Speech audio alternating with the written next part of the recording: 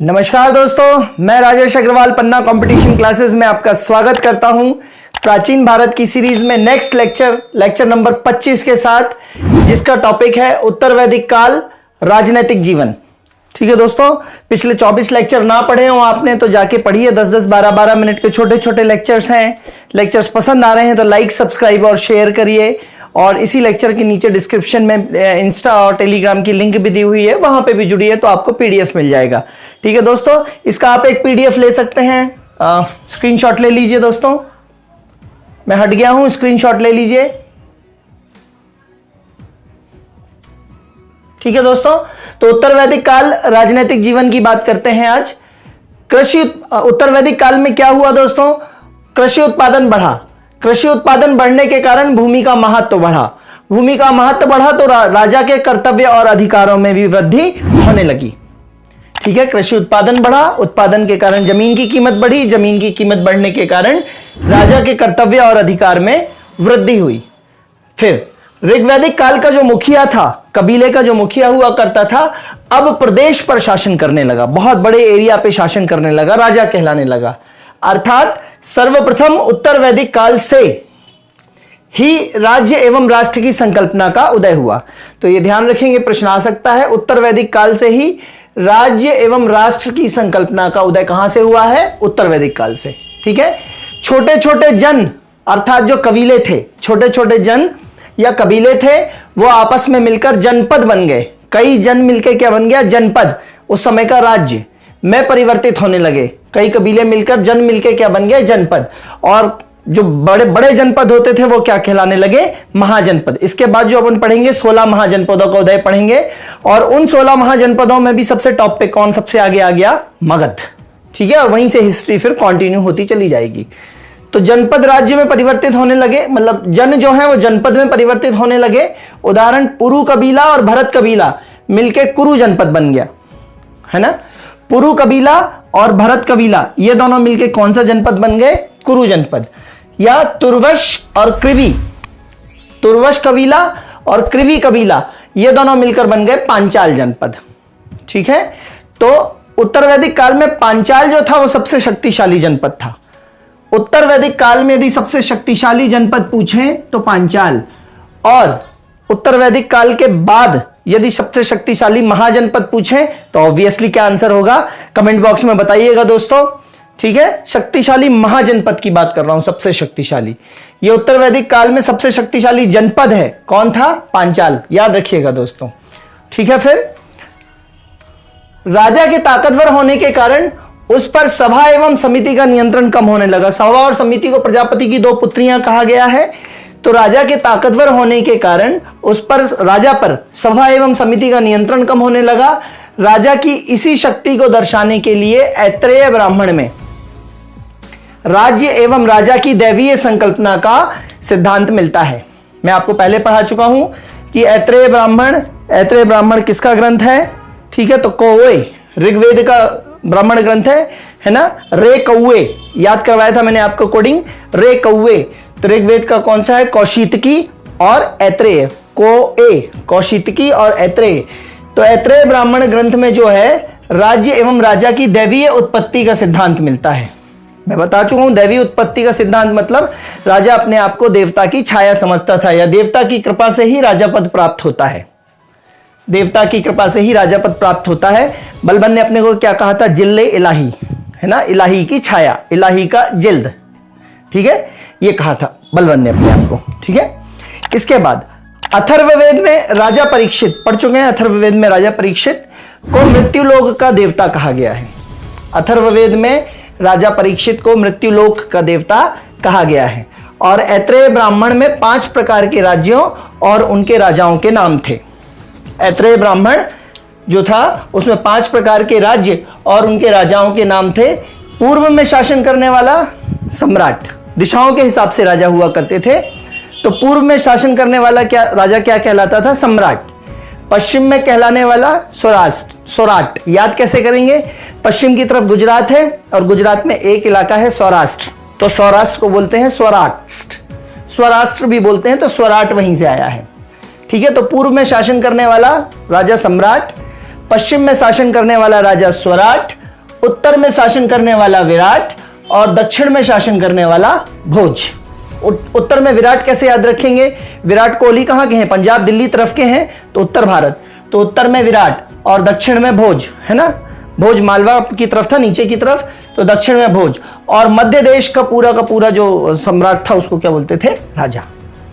ठीक है, तो पश्चिम में कौन हो गया दोस्तों, सौराष्ट्र से बन गया स्वराट। ठीक है, पूर्व में कौन हो गया, पूर्व में हो गया दोस्तों सम्राट, सम्राट, पूर्व में सम्राट, पश्चिम में स्वराट, उत्तर में विराट, दक्षिण में भोज और मध्य में उसको राजा बोलते थे। अब जो राजा इन पांचों क्षेत्रों को जीतता था, जो राजा जो है सम्राट, स्वराट, विराट, भोज और राजा, इन पांचों को जीतकर एक साम्राज्य स्थापित करता था, तो उसे क्या बोला जाता था, एकराट। बहुत इंपॉर्टेंट है, उसे कहा जाता था एकराट। पांचों को जीतकर जो अपना साम्राज्य स्थापित कर ले उसे क्या बोलेंगे, एकराट।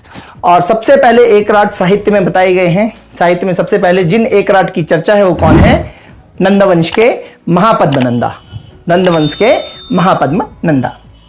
फिर शक्ति प्रदर्शन हेतु राजा बड़े बड़े यज्ञ करता था, शक्ति प्रदर्शन हेतु राजा बड़े बड़े यज्ञ करता था, है ना। शतपथ ब्राह्मण में बताया गया है। शतपथ ब्राह्मण ग्रंथ किसका ग्रंथ है, बताइएगा आप।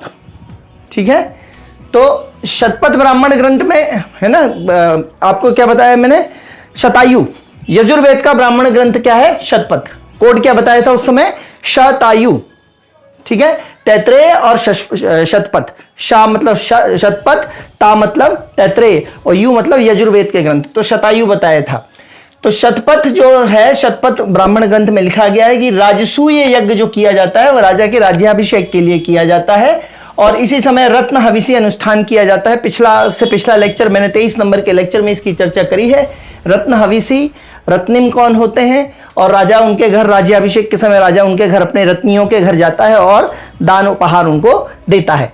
तो राजसूय यज्ञ में राज्याभिषेक और रत्न हविषी और अनुष्ठान, इसकी चर्चा अपन पिछले कर चुके हैं। तो एक प्रकार का यज्ञ कौन सा हो गया, राजसूय।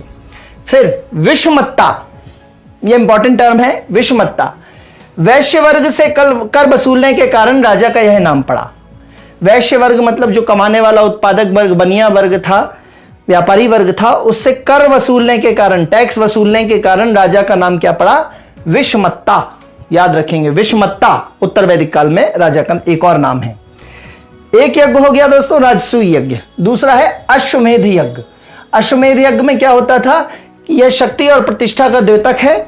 अश्वमेध यज्ञ में क्या होता था, राजा पूरे क्षेत्र को जीत लेता था और वह फिर अपना एक घोड़ा छोड़ता था, और उस चालक रहित घोड़े को जो उसकी लगाम को पकड़ लेगा वो ये संदेश देता था कि वो राजा को वो कर रहा है, चुनौती दे रहा है कि उसे युद्ध करना है, वो राजा से ज्यादा शक्तिशाली है।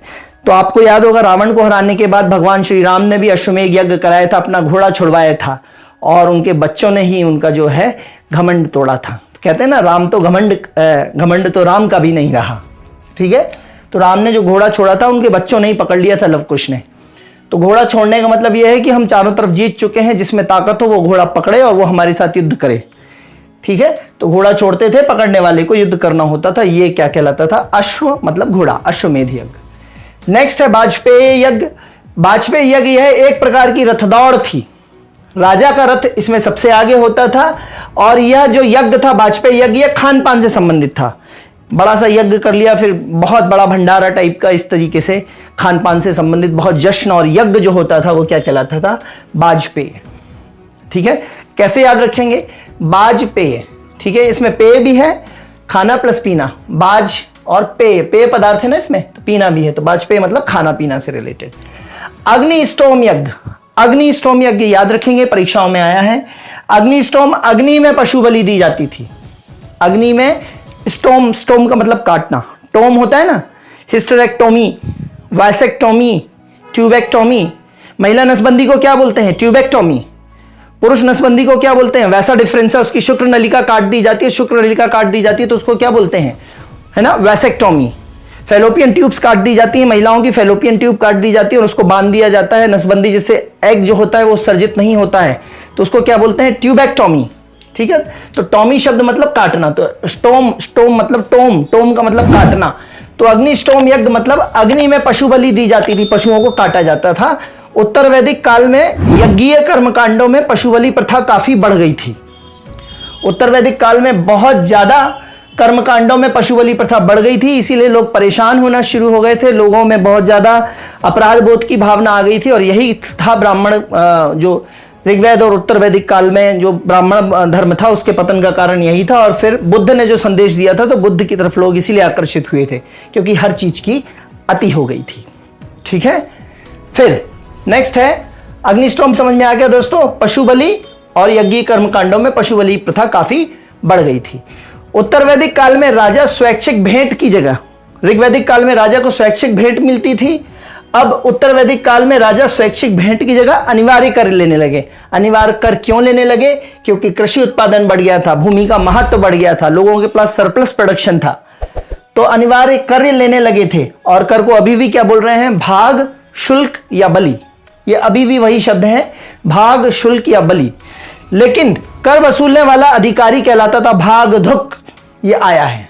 भाग को धुक करने वाला, भाग मतलब कर और भाग को दुख करने वाला भागधुक, भाग कलेक्ट करने वाला, कर कलेक्ट करने वाला भागधुक। और कोषाध्यक्ष क्या कहलाता था? संग्रहीता, कलेक्टर, कलेक्ट करने वाला, संग्रहित करने वाला, कलेक्शन करने वाला, संग्रहीता।